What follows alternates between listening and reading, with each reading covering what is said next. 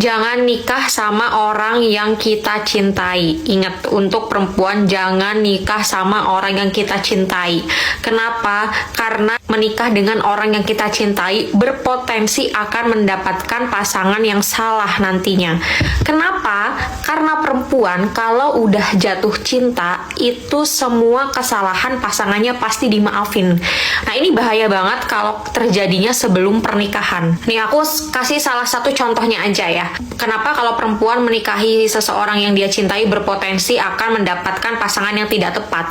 Karena gini contohnya ya. Sebelum nikah, pas pacaran, itu laki-laki ini nih aktivitasnya banyak banget.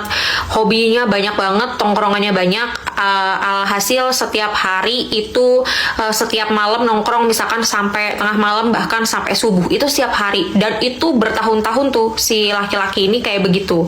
Nah, sedangkan perempuan ini karena udah terlanjur pacaran dan udah terlanjur cinta sama laki-laki ini ya, akhirnya mau nggak mau ya udah nikah aja gitu. Karena aku kan mau nikah sama orang yang kita cintai, dan kebetulan kita mencintai laki-laki yang ekstrovert banget nih ya, kegiatannya banyak, komunitasnya banyak, temennya banyak, jadi setiap hari tuh ada aja acara gitu.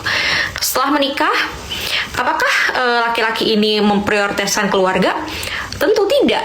Pasti teman-temannya dan komunitasnya susah banget untuk memprioritaskan keluarga. Alhasil jarang di rumah, jarang ada waktu buat anak, buat istri. Nah, terus sebagai istri kan kita ngerasa jadinya apa? Merasa kesepian, suami sibuk sendiri. Akhirnya ngancem-ngancem tuh.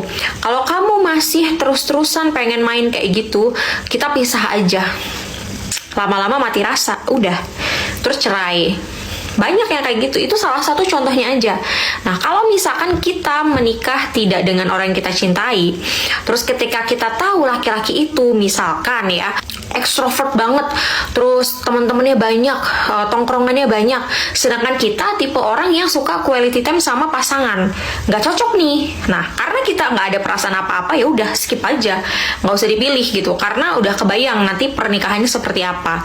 Nah, kayak gitu, itu contohnya, itu salah satu contohnya aja. Karena udah terlanjur pacaran lama, dia udah cinta banget nih sama laki-laki, diselingkuhin berapa kali, dikasarin, diapain, pokoknya selalu dimaafin. Karena apa? Karena cinta.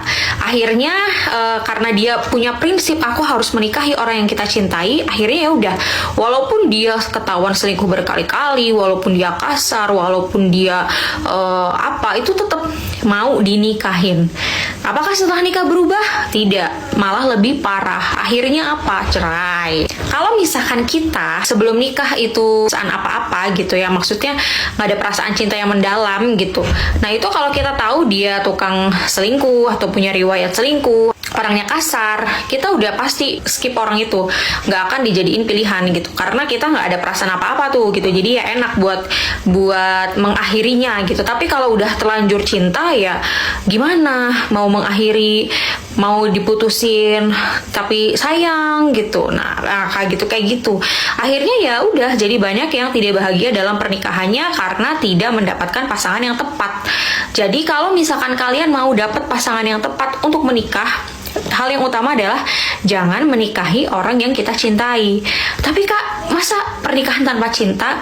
Nggak kayak gitu maksudnya ya. Yang penting ada ketertarikan aja dulu gitu di awal. Yang penting ada ketertarikan dulu di awal. Kalau misalkan orang itu sesuai kriteria kita, itu lama-lama pasti kita juga nanti akan mencintai orang tersebut. Justru harusnya, emang bagusnya ya cintai orang kita nikahi, jangan kebalik. Ini kita menikahi orang yang kita cintai, setelah nikah karena capek disakitin, akhirnya cintanya hilang, akhirnya pernikahannya hambar.